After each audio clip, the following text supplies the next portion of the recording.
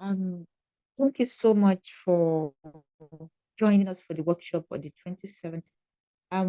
We had some technical difficulties, challenges with the Zoom link as well as the recording. So this is a makeup for what we did on the 27th. For all those who join us, we really appreciate your presence and we hope this will be a makeup for that.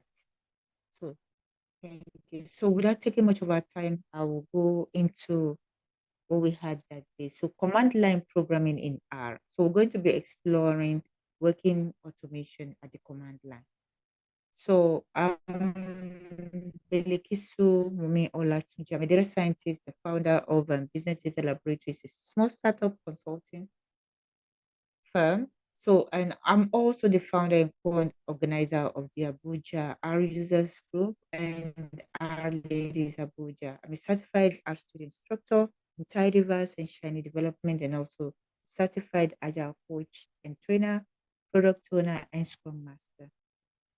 So, without further ado, let's look at our working environment for those who join. You need to check your working environment that you have Git installed as well as Docker for those who would want to create their um, virtual environment kind of or container for this workshop.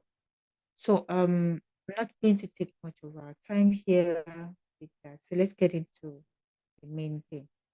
So what is a command line interface? A command line interface is a text-based user interface used to run programs, manage computer files, and interact with computers. So why CLR? So the advantages that comes with working at the command line is greater control of an OS, applications, and files. So it also helps you to store your scripts to automate regular tasks. So we also have the ability to organize our project, creating directories for our project without the normal comfort zone of the R Studios IDE. So we also get to get or download and post data as we might want to do. So if you want more reasons why you have to learn this, you have to check past laws and video on YouTube on 10 top 10 reasons to learn to use the command line, expanding your reproducibility tools. So let's differentiate between terminal and the shell. The terminal is a device or program that provides a user interface. You have your computer, you have this command CMD for those who are on the Windows, while a shell is a command line interpreter for any of these scripting or commands.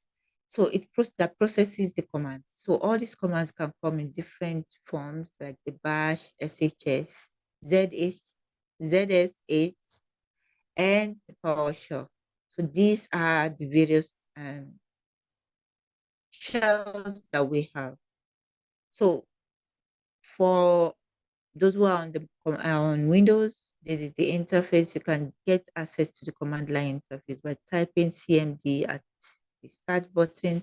Then you'll be able to get access to that. So if you also have Git Bash installed on your system, you'll be able to do the same thing that we're going to do for this workshop. And also, if you don't want to get out of your comfort zone, our studio has a terminal for Bash and you can run all these commands there for, for most of these the commands that we're going to be running today. So now it's time for us to get started. So let me bring up my uh, Git bash. So for those who have installed that, give me some time.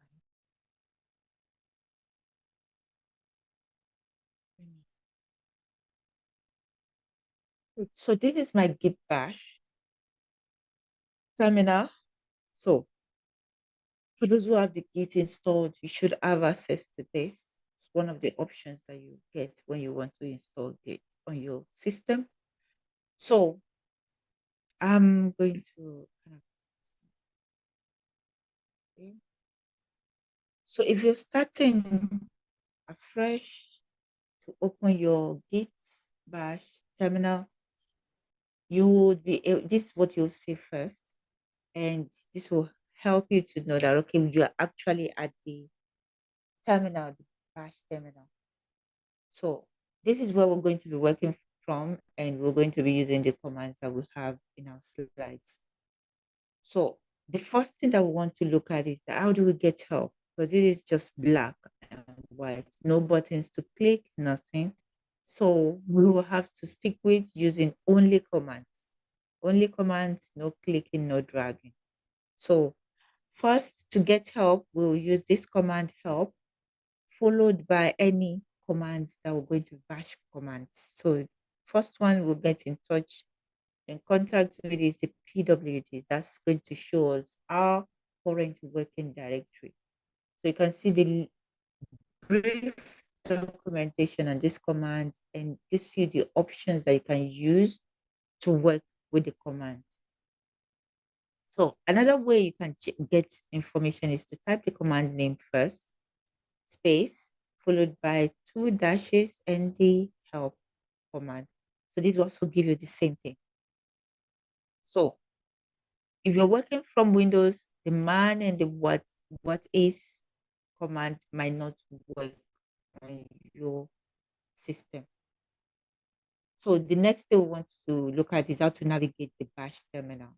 So when we're talking about navigating the bash terminal, we're looking at moving from one directory to the other and getting back to our root directory or the home directory. So here we are at the root directory, which is obviously also my main directory. So if I still type in, okay, let's check where we are. PWD. So that is going to show you that, okay, I'm actually in the username as Asa, and also is one of the users here. So this is currently where we are. We're not getting out of there. These are present working directory. So if I type in cd tilde to get to the root and the home directory, it's still the same thing. So the root directory is the cd backslash. So we'll get this. It's still the same place. So let me just go back. We need to have the space. So we'll get back to our root and home directory. So now let's use these functions to go directly into our workshop repo. For those who have downloaded the repo, you're going to be working with the same files that I have. So let me just go in there. So I'm going to go into C drive /R project and then /command line programming in our workshop. That will be a capital letter workshop. Okay, so you need to have the double quotes there because right now bash, we are at the bash terminal. The spaces are a kind of issue that would be interfering with the command that we're passing now. So this should take us to the folder. So now we're in there. So I think we have enough on our screen. Let's clear that. Okay, good. So what I want to do, go through some of these functions again. So CD, I want to go once one step up. So that means I'm coming out of our main project directory and I'm going into the R projects directory. So if I type cd dot dot, so we should be in the R project directory. So if I want to go back to where I was coming from, cd dash s should take me back to the project for directory for today's workshop. So this is how we move in and out of the directories. So next slide. So now what we want to do now is that we want to look within our directories. So the first command is the um sorry.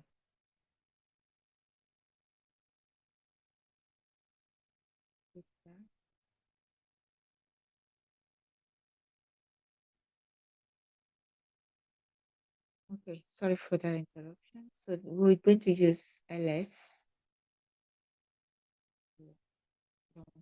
Slide there. So we're going to use ls command that is going to list directory content. So the content of our directory now that's up for this workshop will be listed for us now.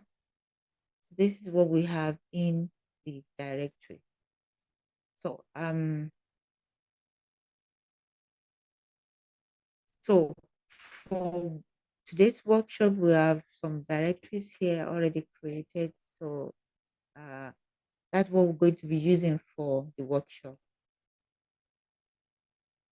So we have to do some cleanings there. So ls now, the second command that we might want to do is the ls with the option of -l. So this is going to give us the information in a list format. We have more details about the content of our directory. And if we want to look at files that are hidden within our directory, we use the option -a.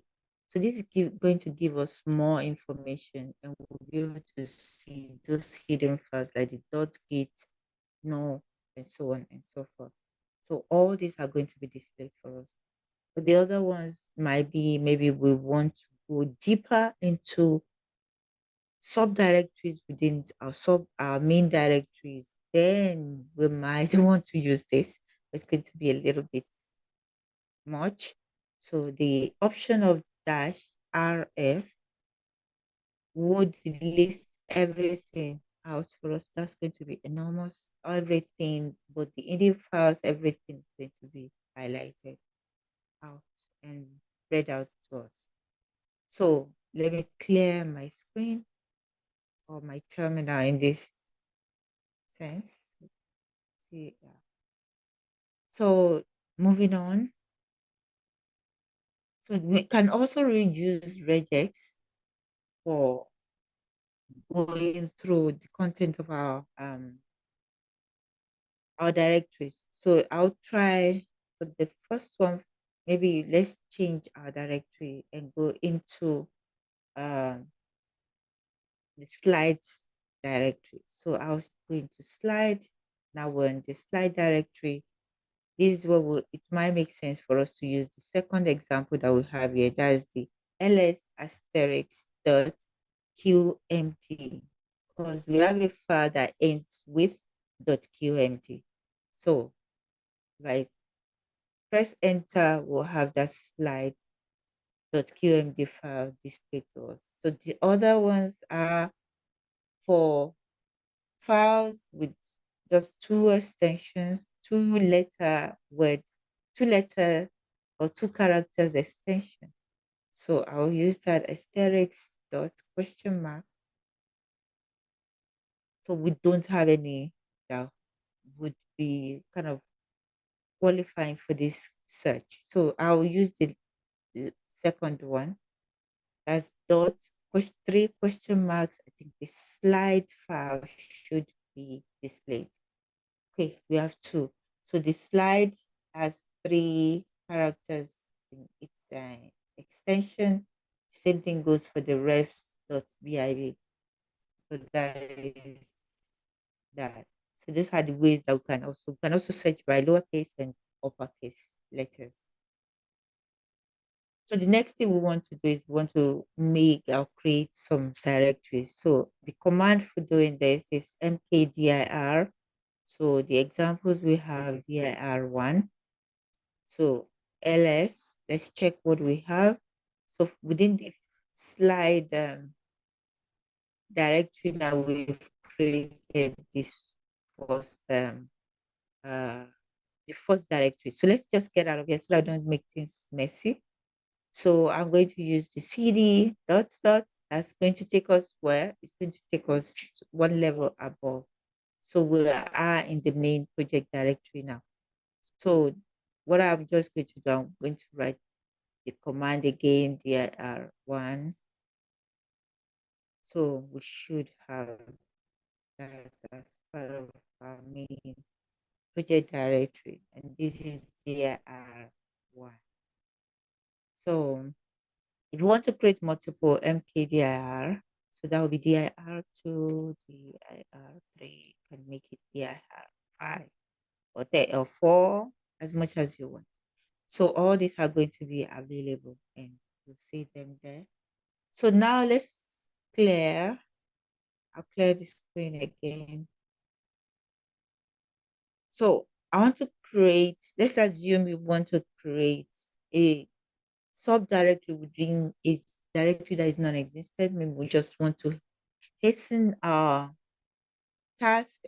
So we can do this mkdir and give the name dir5 slash, okay, that will be slash, backslash, that will be sub1. Okay, but this is not going to work because the repo ID directory is not existing.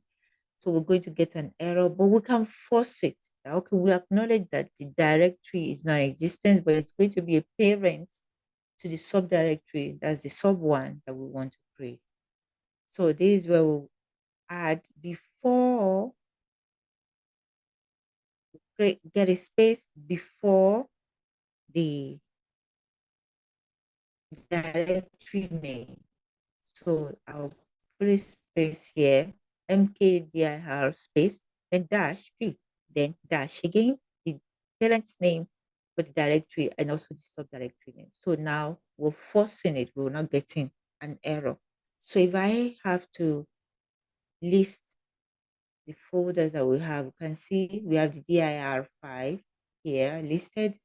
And if we change the directory and go into dir5, and we use the ls command, we'll be able to see the subdirectory. So let's get back out. So that'll be no, that'll be a dot, and then we're back into our main project folder. So this is the way we can navigate and create our directories that we're managing our project. We are getting organized now. So for the files now, we've created directories. We want to create files. So one of the commands that we can use is touch. So maybe my txt.txt is going to create a blank file for me. So if I go using the command ls, so I should have my txt here. So that is it. So that is that.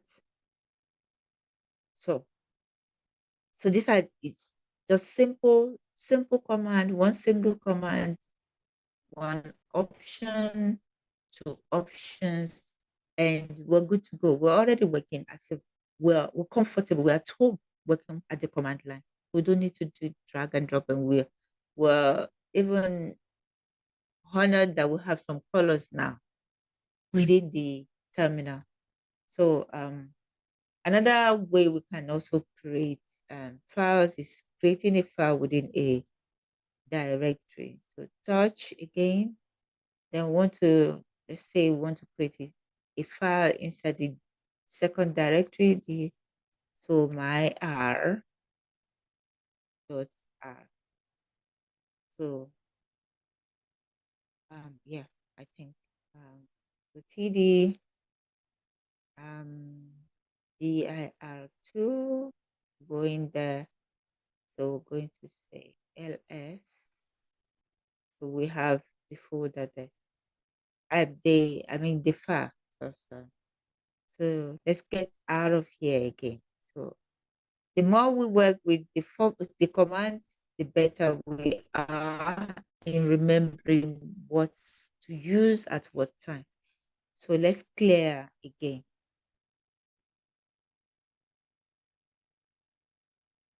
So next, we're going to look at how we want to remove directories. So I'm going to be using the command rmdir So followed by space, then the name of the directory that we want to delete. So let's take the first one. So this would mean that we've deleted this folder DR1. Then to be sure, let's look at what we have now. It's gone. We don't have that anymore within our project folder. So the next one will be that we want to remove subdirectories. So subdirectories in systems, I think we have one in the DR5. So I'm going to remove that. So the folder that we have within the DR5 folder is the sub one. So that's what I'm going to give now. So DR5 backslash sub one. So it should be taken out now. So LSDIR5. I think we don't have anything within that. So the next thing is that we want to delete folders that has something within them. Excuse me. So let's create one. Let's create a file within one of these um, directories. Let's just go with the DR5 as well. So DR5 slash index.html. So we have that created. We have an empty file, HTML file within the DR folder. So ls DR5, let's check that. So we have the file within it. So now we would try to remove that from, uh, we want to try to delete the folder itself. So there's going to be rmdir. So we're going to give the name of the folder that we want to remove now. So it's going to be dir5. So now we get an error. Okay. So the error now is that there is something, it's not empty. There is a file or anything can be within this directory. So we're going to be doing something wrong. So that's why we're getting this error. So, but if we want to force the command to work, we can use the rm function, which I can use on the one of the directories here. Remove this, and you'll see that it's not going to do that because the rm command is meant for files. So, but we're going to use it in an exceptional way. That's in the sense I want to force the directory to be deleted. So I'm going to use rm. Then the optional option that we have, that's the recursive option, and the forcefully option, that's the rf. So we're going to use the rf. Then we'll say dr5. So we're not going to get an error. So let's look at what we have within our project folder. Now we can't see um, the DR5 folder anymore. It's been deleted as well as the file within it. So this is an exception when you want to say, okay, I just want to delete everything there. So you have to be careful, and that's why we have this. Oh, the next one that, okay, if you actually want to delete a directory that is not empty, it would be better you use this command and the options that are stated here. So let me clear my screen or my terminal now. So we can use this option whenever we're not sure what we actually want to do. So the recursive option is then as well as the second one, the I. So I'm going to the next one. So for this function, we already examined that, okay, we might want to delete files. So this is meant for files, but in the exceptional case, that's we want to forcefully delete a directory with something, a file or anything inside it. We use it with the options for the recursive and the force. So I want to remove files now. So rm should be easy new file dot r.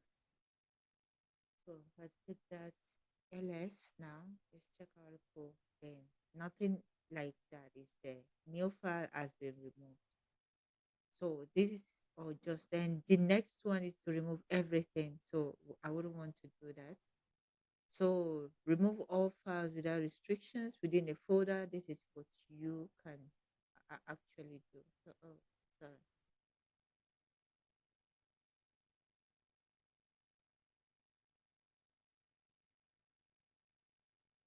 So that is for the removal of files.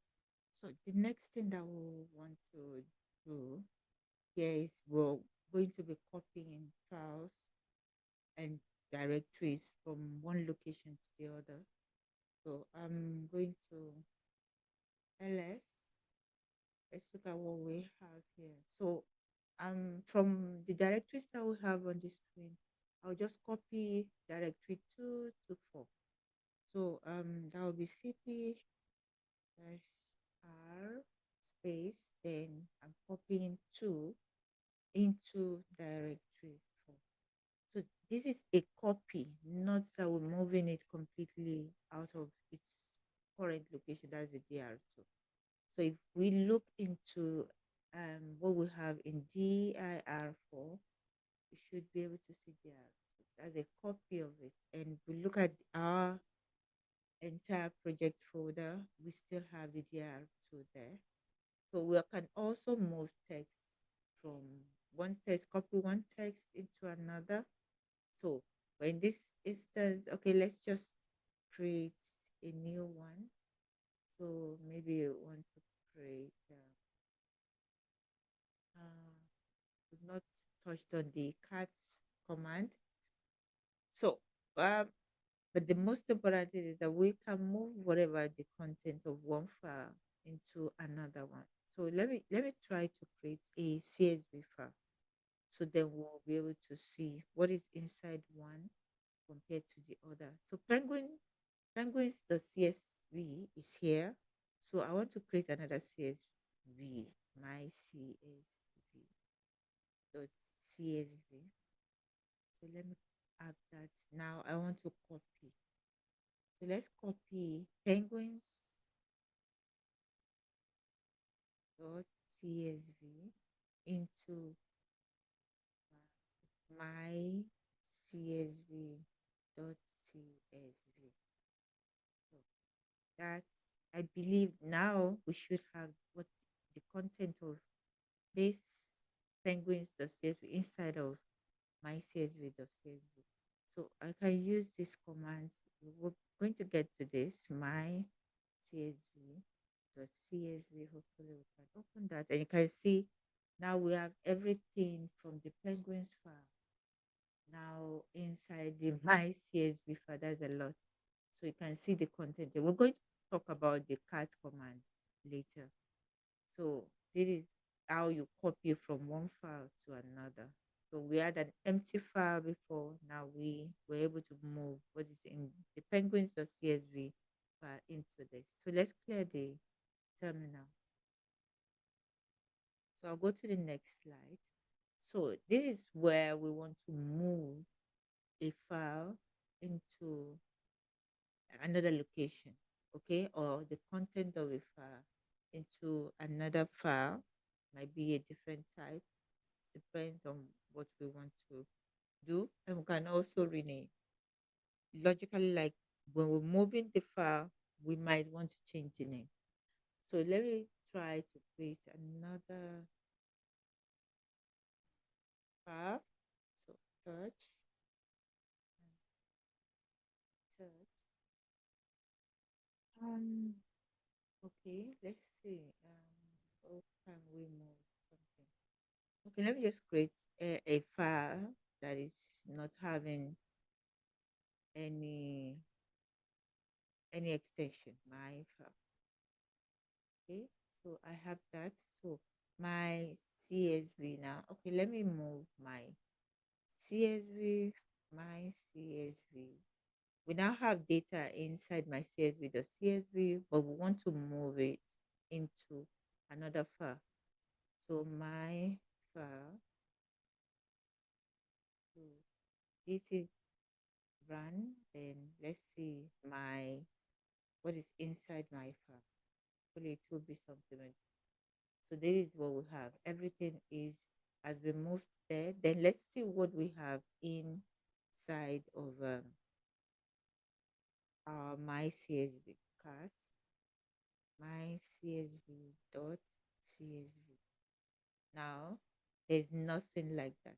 So it's like we've taken the entire file and dump it inside our my file. So let's I'll clear the terminal first. So ls now, and we have to look at this. Where is my CSV? It's not here. It's not available here.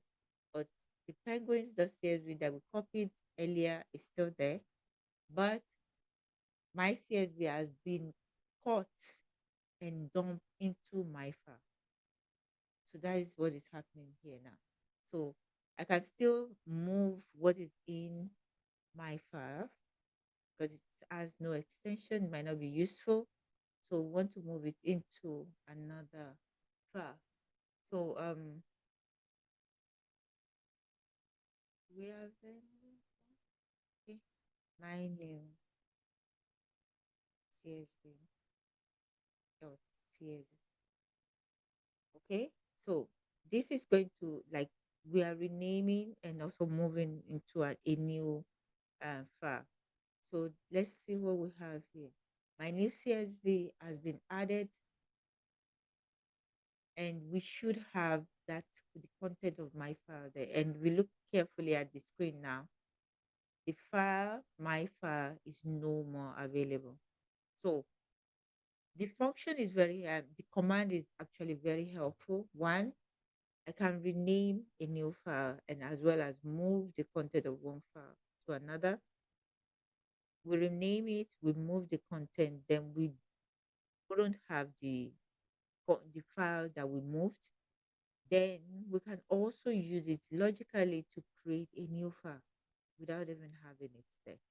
So it's more like, okay, this is my file. I'm renaming my file. So that is the way we can look at it when we're talking about renaming and also moving the file. So that is the way we can use this command. That's entry. So let me go to the next slide. So now we're actually on the slide to talk about the cat command. So the cat command is very useful in the sense that we can create a file, can look at the content of the file, we can copy, merge, different things that we can do with the cat command. So I'm just going to look at a little um but to use it for a little, just this is an introductory um class. So we're going to use these examples now. So I think we have a folder. Let's look at what we have inside the practice folder. So here we have, yes, we have the Lorem Ipsum's directory. So this is where our files are. So I can still list what is inside of that folder. So practice backslash Lorem underscore. So we have two files there, sample1.txt, then we have sample2.txt. So here we're going to look at examples that we have in our slide. We're going to do cat dot backslash practice. We're going into the folder, the directory Lorem.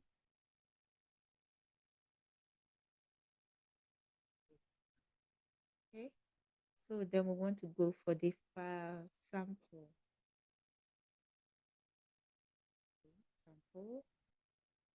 sample1.txt. So what we're going want to do is like copy into this sample2.txt. So dot backslash practice backslash Lorem. Okay, so backslash sample.txt. Okay, so maybe we might want to look at just the content first. Let me take us to looking at the content first. Sorry, I've forgotten that I'm at the command line. So this is what we have here. Okay. So let me just bring. Okay. We'll clear the. Let's clear the terminal. Now that we see the contents of sample one. So that's two paragraph kind of with numbers for each one of them. So it's clear here. So I want to clear the terminal. So I'll bring that back for the sample one. Then I'll just use the arrow key to go to sample two. So this is sample two. So now we want to use the okay, sorry, the cat command. So we're going to pass in what we have here from the sample one, practice, backslash Lorem,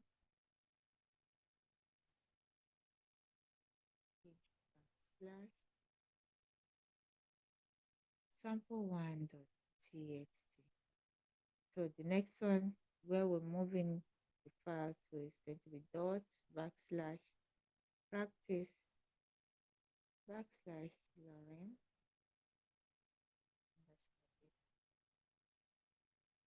Okay, so backslash sample two dot txt. So now we can see that we've been able to combine what we have inside of sample one and we are combining it with sample two. So this is what we have here. So we can see that, okay, for this is 10, 10. I think that has been merged here. This is it. It started from the last line. So this remaining space there has been used to occupy the first part of the sample two. So don't be alarmed there. So let me clear my screen once more. So another great way of using the cat command is to use it to input some content into our file. So for this example, we're going to create a simple text file, which will just add these simple lines of statements into it.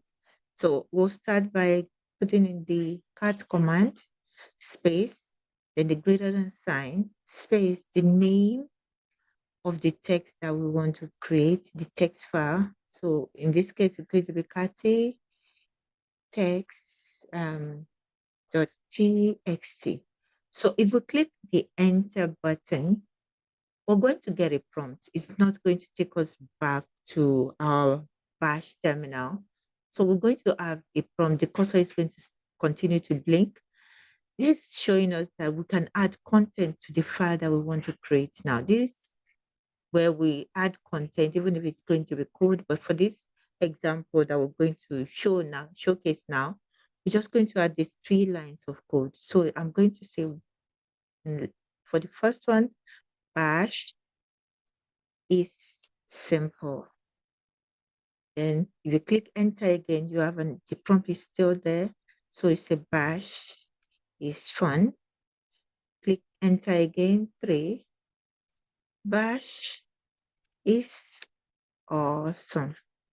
Okay, we click enter again. It's still expecting you to put in more information. So I can just add thank you. Okay, click enter again. Then we have to exit from the file by clicking 2 buttons, Control D. So if I click the 2 together, it takes me back to the terminal, the prompt. So for our bash, so now we have a file by the name mycatitext.txt. So we should also see the information that we have typed here in it. So let's just use the same function command, sorry. So I'll just say, or let's look at where we have it now. It should be in our main yeah, it's there. It's in our main project here, mycatitext.txt. Now let's view the content. Cat, mycatitext.txt. So this is what we have. So even if it's going to be a code line of code or whatever you want to add, you can do this using this command. So I think now we're done with what we can do here. As example, there's enormous command that you can have. There's so many. So, but this is just an intro to showcase that okay, it's not that difficult, it's not that scary to start learning to write bash commands at the prompt and using it within our project or maybe our any initiative that you might want to use that you feel you can also start from the command line. So now if we don't want to stay here, we can create bash script where all these core commands can be input into a file.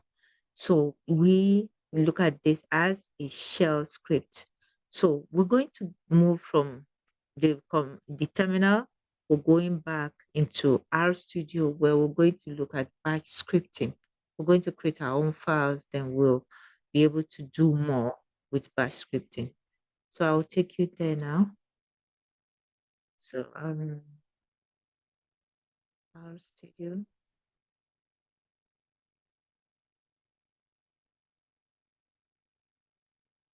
Sorry. So let me bring up the R Studio. So okay, I'm back within our studio now. So I can decide to create my file. So you go to file because sometimes you might not have it in the shortcut here. So if I click on this, I won't have any shell scripts and templates displayed for me. So you go to file, new file, then we'll get to shell scripts. So if you click on that, you should have a file open for you, an empty one. So before you can write any bash scripting in this file, in this shell script, you have to start with what we call shebang.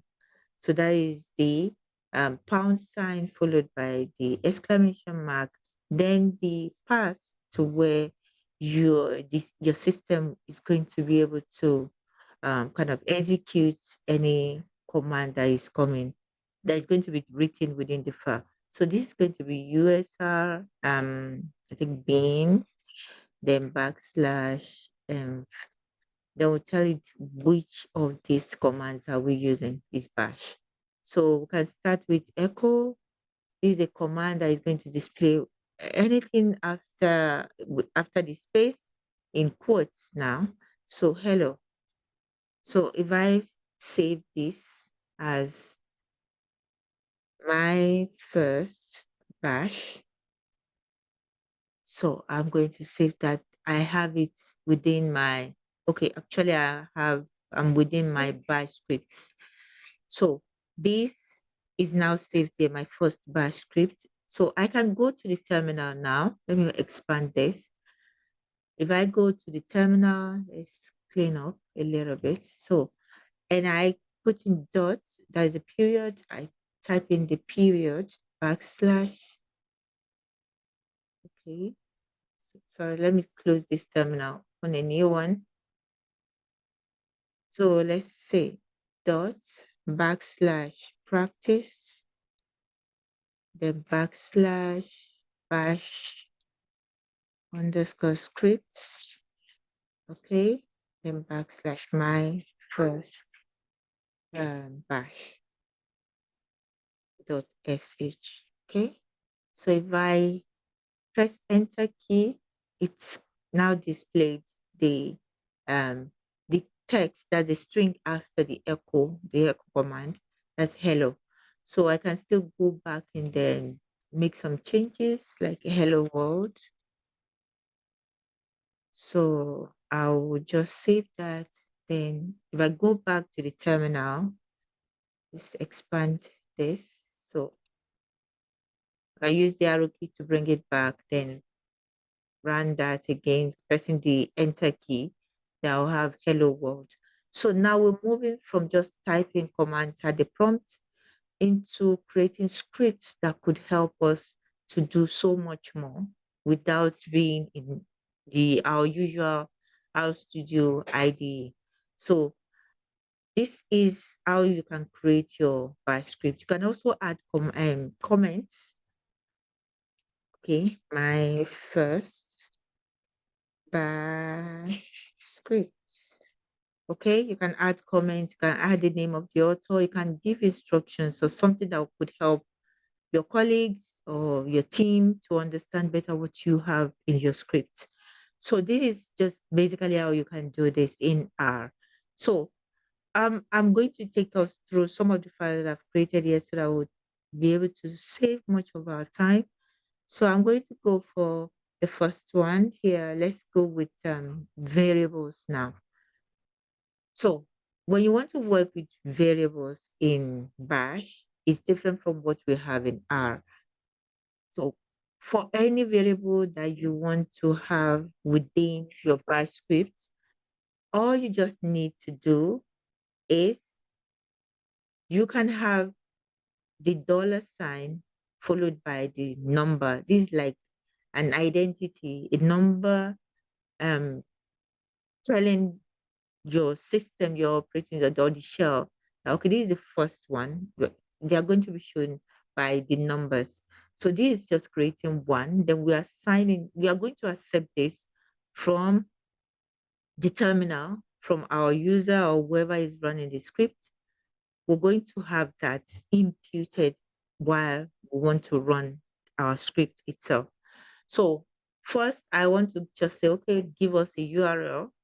So this variable is going to be accepted immediately. The name of, we go to the terminal, we put in um, the address to our file, then we're able to click the enter button. Before we do that, we have to give the value that corresponds to that URL that we want to accept.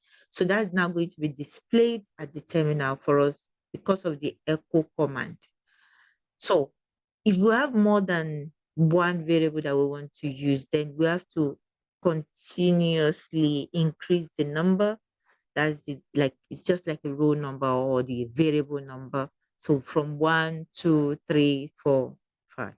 So just know that the first um, input or value that is going to be typed at the terminal by the user or whoever is running the script is going to correspond to the first variable.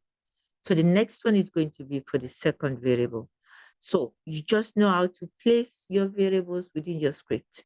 So that's basically what we want to do here. So now I'm going to run this script. So I'll just call back the last execution that I did. So all the files are within the bash underscore script for those who are going to be practicing on their own. So I'm going to just say bash underscore variables, okay, underscore start dot sh. Don't forget the extension there. Then we can now give a space, whatever the URL is going to be. So maybe www.google.com. Okay. So we just need to put this like this. So run that. Then what we're going to have at the prompt is going to be the value. That value is going to be displayed because we are actually calling the echo command. Okay. So this is just the way we can just put in the values there. Okay. So another thing that you have to remember is this. For wherever you want to use the variable, always use double quote to get the value instead of the variable name. Let's say if I take this out and I just use a single quote and I save that. So now I go back to my terminal. Okay, I'll expand that. I call back the execution file again with the values. I've already given the URL that I want to use. Then it's not going to display this value that I'm assigning to that variable. It's going to give me the variable name. So always remember that instead of a single quote, you use double quotes. to get to use your variable within your script. So there is it. So let me clear my terminal now. So I'll go to the next example. So the next example, we're going to look at multiple variables. Okay, so what we need to do now is to open this bash script. So this is where we're going to use multiple arguments that we can pass from the terminal. So what I'm going to do here, what I want to achieve here is that we want to look at a scenario where we want to download files from the internet. So we're going to download this file. It's going to be a zip file. Then we're going to go ahead and unzip it. So these are the variables that we're going to use. Here we're going to have three variables. One is for the URL where we're going to get our zipped data files. Then we're going to have the new name. Okay, that's the name that we want to save this zip file with. We don't want to use the name that is going to be what was used where the data is coming from. So we want to change that as well as where we're going to download it. We don't want to download into our main project directory. So we want to give it another path where the data is going to be downloaded. So the third variable that we're going to be using here is going to be where we're going to unzip the files within our zip file. So this is what we're going to do now. We're going to achieve this by using another command that is new. So it's going to be wget. So this is going to help us to download the zip file. So this is the option here, dash capital letter O, is going to allow us to give our data, the zip data file, a new name. So this is the new name that we're going to give it. So remember, always put your variable names with the $ in a double quote. So this way we'll get to achieve our aim. So then the next variable that we're going to pass is going to be for the URL of the data that we're going to download. So these two are going to be given at the terminal. We're going to supply this information at the terminal. So also the next thing that we're going to ask the script to do is to unzip. This is the command. Then we want to also give, like we already defined in our variable, a different path where our zip file is going to be unzipped into. So this is what we're going to achieve here. So all this, we don't have to do it one by one. We can run this at the terminal. So this is where we are now. I'm going to start a new terminal. So new terminal. So I'm going to call or execute this bash script. So we're going to use the, just put in the path dot, that's the period, that's practice, backslash the folder for the bash scripts. Okay, I omitted the P there. So bash scripts. So then the name of our file, that will be bash underscore with variables dot and dash dot sh. So that's the extension there. So now this is our file. We would have been able to execute this without passing any variable information. So, but now we need to do that. Remember, the last example, we only passed one variable information. So, but here, what we're going to do is that we have to pass all the variables one by one. The first one first, then the second one, then the third one. The shell is going to be able to communicate to our operating system how to execute this one by one, where to put what and what not. So the first one is the link. So I'm going to copy that from a file here, a text file. You'll also find it in the project folder, if you downloaded everything.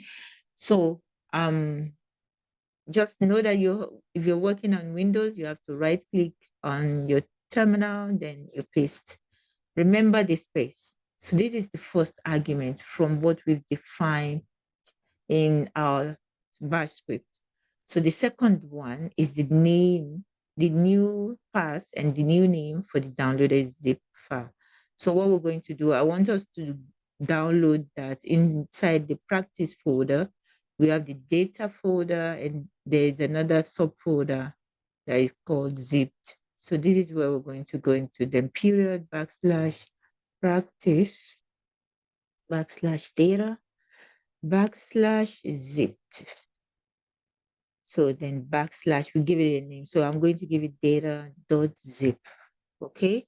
So space now for the third argument. That is the path to where we want to unzip this data files to. So I'm going to go over this again. So, but let's just go ahead. So it's going to be where would we have that? It's going to be in the unzipped folder here. So practice backslash data backslash unzip. Yeah. So this is it. So remember, we have only three arguments, and the way they are being used within our for each of the commands is different. So the second variable is assigned here first, then the first variable follows because of the syntax for this command. Then the same thing goes here, the zipped files part first, then the new name, and so on and so forth. But the most important thing is that remember, when you want to give values to your variables, they have to come in the order that you define your variables. Then the first one, that's first, followed by the second one, then the third one. So I'm going to go ahead to execute this command, and hopefully we don't get any error now. So that's good. It's downloading.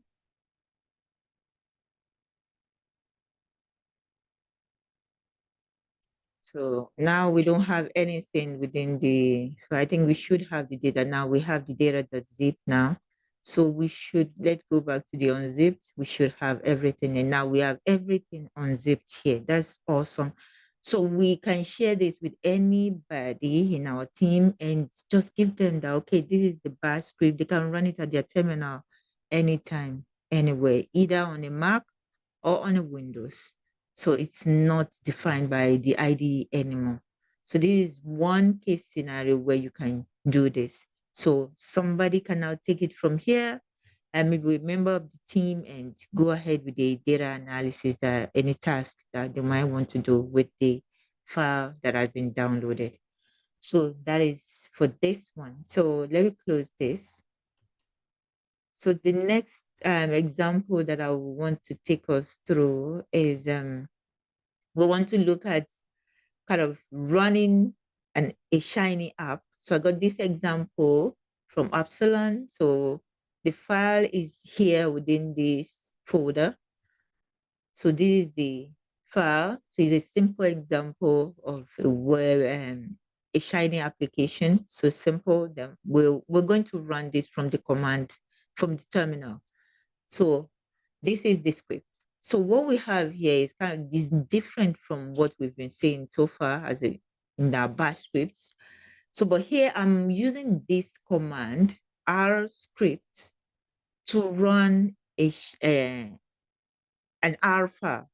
So I'm looking at running a file that is having the extension of .r from the bash script. So this is this syntax that we're going to use. You can also do this outside of IR Studio in any of your command line prompts. When you type CMD and you go to the path where your project folder is, you can run this from there. If you're going to have any issue, I'll show you how to kind of configure your system now. It's not difficult. The only thing you have to know is that you have to get a path that is defined within your environment. So I'll show you that. But for this example, let's just do that, do this now so that we don't jump from one thing to another. So this is going to execute this syntax. If you're familiar with Shiny development, this function is going to be able to run your app or your file, your R file where your Shiny application is being defined. So this is the path where we're going to get the file for the Shiny application. Then we're going to launch it in a browser. Okay, so this is what we're going to do. So with this now, I'm going to go to my terminal again. So what I need to do is just call the script that I want to execute. Practice /bash underscore scripts / that's going to be, let's get the name right. So it's going to be bash underscore run underscore shiny app.sh. So I hope we got the name right. So I think we can go ahead and run this. So there is it. So let's see. So it's kind of trying to bring that up. Awesome. So now we have the app. Let me take you to the browser now. So this is the app. So these are slides, and then this is the app. So it's interactive. So we can give it to anyone from on a Mac or Windows. This is good to go. So can interact with the application as we want it. So maybe you've created your app, you've done everything. You can just create that bash script and hand it over to somebody on a Mac system, laptop, or whatever, whichever one, even on Linux. So they will be able to run that without having to go into our studio or install our studio or anything. So this is as simple as this. So, so I hope these examples or scenarios will motivate you to go ahead and try to get more in-depth knowledge about bash scripting or learning about Linux syntax. So I'll go back to our studio.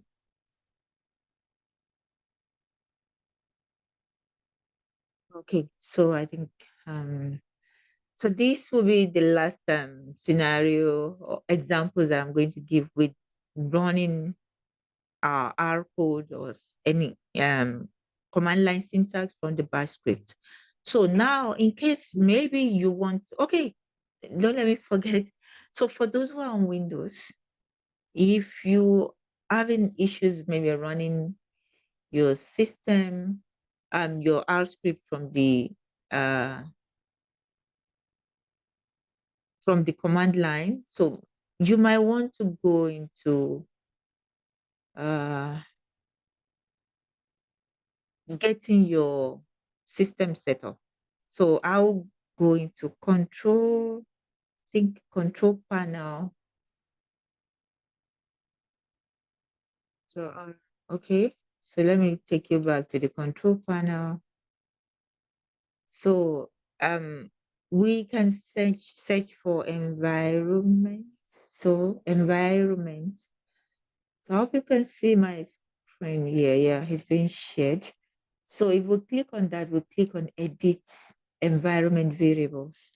So this is where you're going to click on edit environment variables. There should be a window popping up now. So if you don't have it already, maybe the path has not been created, you might just click on creating a new path. So this is where you go to, but you have to have the path set up. I've already done that for mine. So if you look at this, the path here, this is where my R is running. So from the bin, that is where you get to see all the file for the R script, that command, and also R. So you can launch R from the command line as well. So I'll take you to I'll show you where that is from.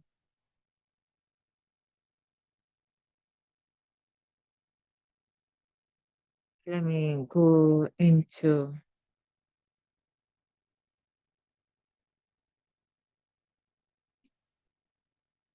so you go into your C drive, program files, then you look for R. So R, this well, I'm running R 4.4.0 version.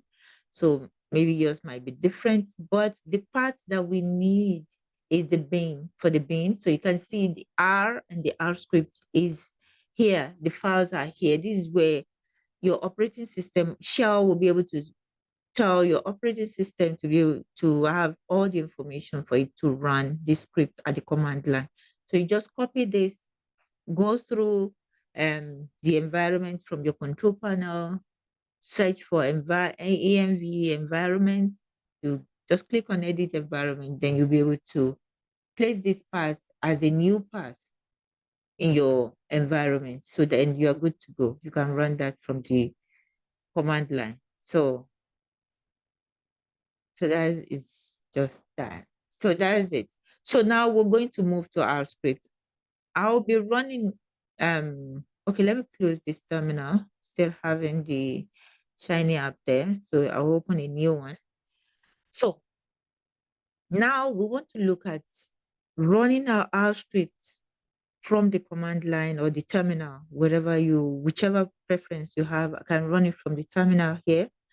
So, and the first example that we're going to be looking at is this. You can just put in your command or your function within your R script, and you give it to anyone. Just this is the flexibility from any operating system, provided you have the command line there and you set up your system well, you will be able to do this. So I can decide now, okay, I want to run this from the terminal. So all I just need to do is type in the command R script. Okay, R script, then where is my script? Practice backslash where R scripts, then backslash my R script. Okay, so don't forget the extension. Don't put that there. That should run. Okay, awesome. So it's print out, hello, this is my R script for us. So that's just what you would normally do. If I copy this and I'm going to my console. So that is just the same thing. Okay. So this is just a simple example. So I'll go into more detailed example now. So I'll just kind of run through that quickly. So I have another one. Well, we might create, maybe you've done your analysis, you've created all your plots here, you want to share it with somebody that is now having R Studio and you want them to run that. So you can do this. So I would just quickly dash into for um others who might want to say, okay, let me try it from the command line. I'll navigate to my repo. So I'll just say CD C colon backslash R project backslash command line programming in R workshop. Hope that is correct. Okay, good. I got that. So I'm navigating to practice now. Okay, oh, let me just do the same thing. Let's go stay here. So our scripts. So we're going to have practice backslash R scripts backslash my underscore R. Suppose that should be it. Dot R. So let's run this. Oh, okay. Sorry. Let me bring this up and That should run. So let me see. Okay, still not running.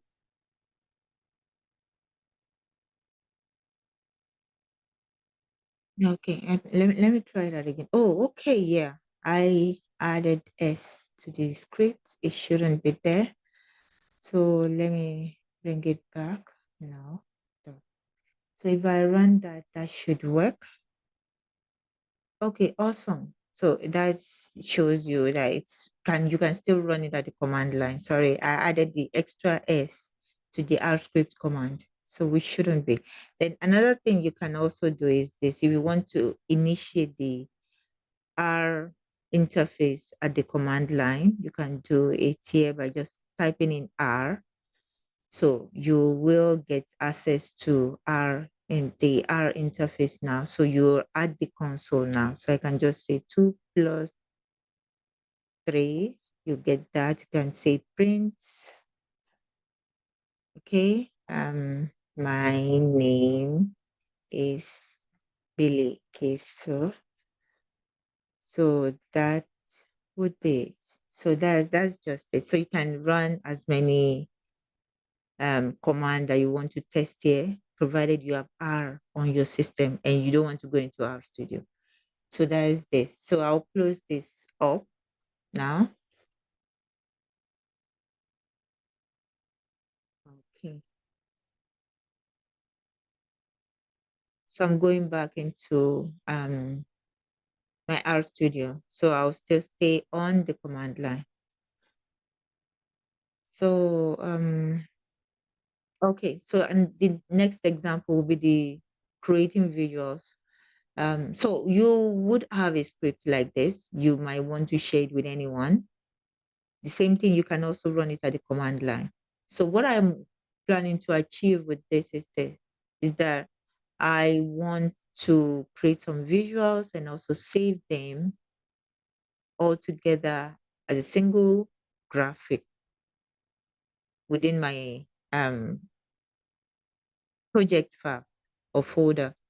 So that is what I want to achieve here. So I've created the different plots and I've combined them together using this function, gg arrange.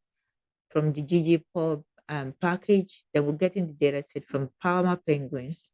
So all this, I've been able to go through that and using some examples that I got from the R Studio website so that we will be able to do this. So it's so simple. You can create yours. So if I run this at the terminal, so let me just call the previous script, then I will just change the name there. So it's going to be V's underscore R script. Okay, that will be dot R. So what we have to look out for is we have to get a file by the name ggplot.png within our main project directory. So I'm going to run this. So we should get that here in our, so if it's done, yeah. Okay, so we have that now. So we have our plot. So I'll share that with you. So we have our ggplots here that have been combined together. So this is just an example of what you can achieve at the command line. So moving on. So almost there. So I'll give more examples. So for our scripts, we're not going to be working with variables here. We're going to be looking at command arguments. So command arguments allow you to also pass information or data to your script that you want to run from the command line. So you don't have to kind of be in our studio to call or work at the console here. So the first one is going to take only one argument. So for you to, let me just go through looking at the argument. So first one, okay. So I'll quickly go over working with command arguments here. I'll comment this out. So when we're talking about arguments in our scripts that we want to launch at the command line, okay, let me save this. So the command args function is going to help us to create a list or vector of arguments. This is not just one, you can be multiple. So here we don't need to have a dollar and one, a dollar and two, or giving it numerical values to tell us the series of arguments or variables that we've created. We just need to launch one. Then we'll now go through subsetting or calling as many arguments that we want to get from it. So, but all the arguments are going to be together within this name. You can give it any name. It doesn't have to be ox, can be X, can be Y. You can give it any name. So that is just what we're going to have here. So using this function alone would run. So I will just let me run that as well. So change the name. So that would be R script underscore of underscore start. Okay, that's R. So now if we run this without passing any arguments, nothing is here. Okay, mistake. Okay, I made a mistake with the file name. So it's R script, not R ops script. So let's look at what we get when we don't give any value. The network went down there. So this is what we're going to get when we don't have our argument passed in. We don't have anything displayed because the function cat is supposed to display a value, the argument, the values that we pass to our arguments here. So what I'm going to do is this. We're going to call back that function and the file, sorry. So then we'll give it hello. So let's see what is going to be returned to us. Okay, so we have the hello displayed after the usual information that are coming with our execution. So remember, I told you that we are having the execution files in our bin, and you can see that's what is being called here. So for us to take out all this extra information, all you just need to do is that we'll tell you the trailing only has to be set to true. So I'm going to comment this out, then uncomment this. So we're not going to get that information now. So let me save this file. Let me clear. So bring it up a little bit. Then I'm going to call back the execution now. So we'll pass it the hello, then we shouldn't get the extra information that we got earlier. Yeah. So that is how you can avoid that and those information. So this is just, we are calling or we are referring to just everything, but we're getting only one value because it's only one value that we passed in. So we can also decide, okay, maybe we want to pass more. Hello from me. With space, that's going to be like one information, one argument at a time. So hello is one argument followed by a space, then the second argument followed by a space, and the third one followed by a space. And that's what is being displayed to us on each line. That's using the arguments here or the options here. So it's been creating a single line for each of the arguments value that we're passing. So let's look at, it's just the same thing that we're going to get here if I go for the last part of this file. So we have two arguments. So I need to pass this and this. So my args one, the second one. So I'll save this, call back the file, and then we have only one, two. So hello world. Okay, so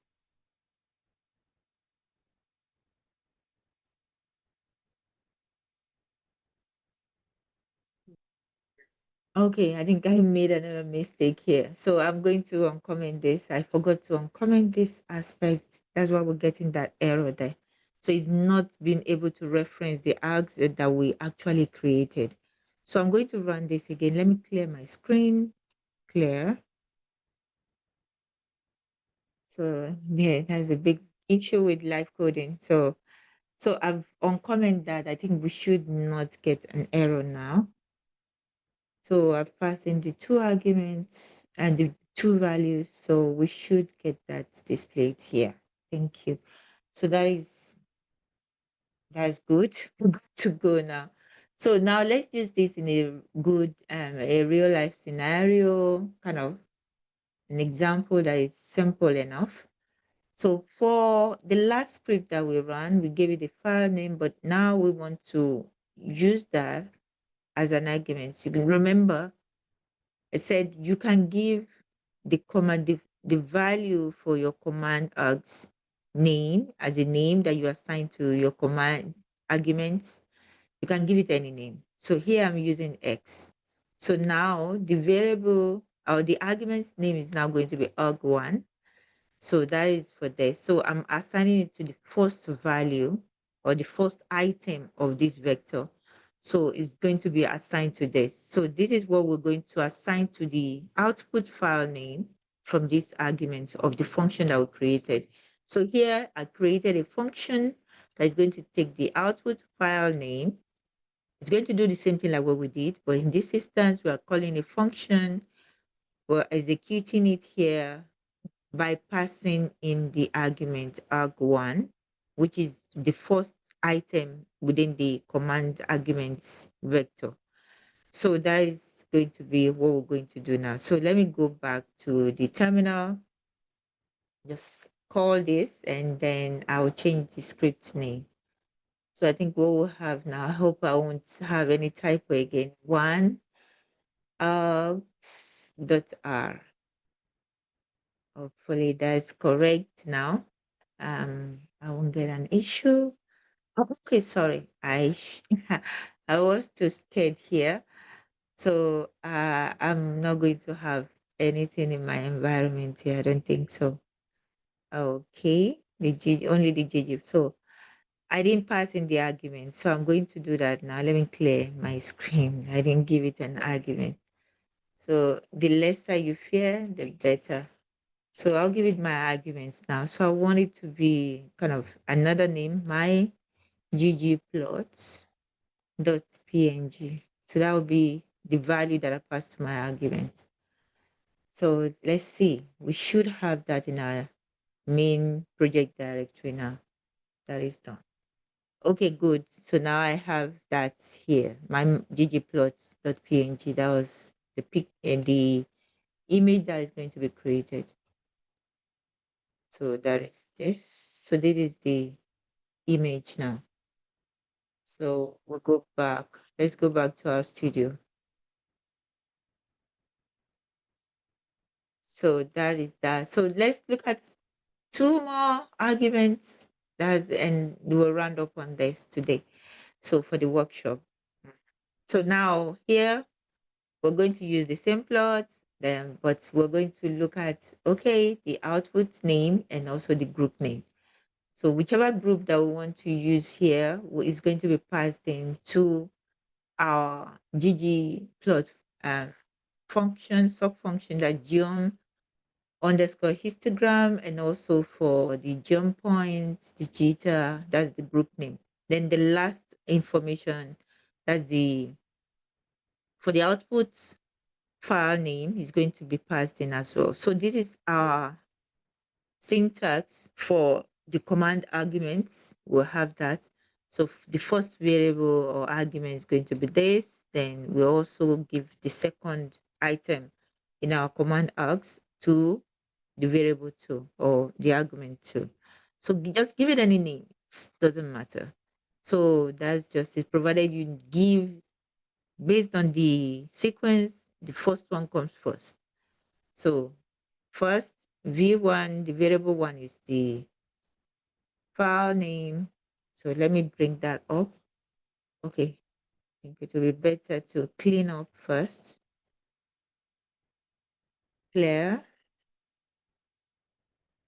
So I'll bring back the other one. So let me look. Don't make a mistake and don't be too scared this time around. Two args dot r. Then space. The first argument is what? So our first argument is going to be for the file name. My okay. My two plots. Okay. So dot png. Then space was it going to be the group name. So which one should I use now? I think the group name now is going to be this. So species.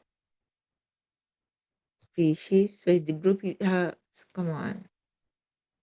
Species. So that is going to be what is going to be used to group the information by. So let's look at what I've typed. Okay, I think I should not get any issue now. So fingers crossed. Let's see. Okay, awesome. Okay, good. I have my two plots here. Wow. As that's been a really long journey now. So I think at this point, this is the examples and the scenarios which I can use for this workshop. And I hope this is a good way to get motivated to start learning more about bash scripting or Linux syntax. So thank you so much for all those who have joined us during the workshop. I really appreciate your patience and perseverance with us based on the technical technical glitches that we had that day. So thank you so much. I look forward to hearing from you.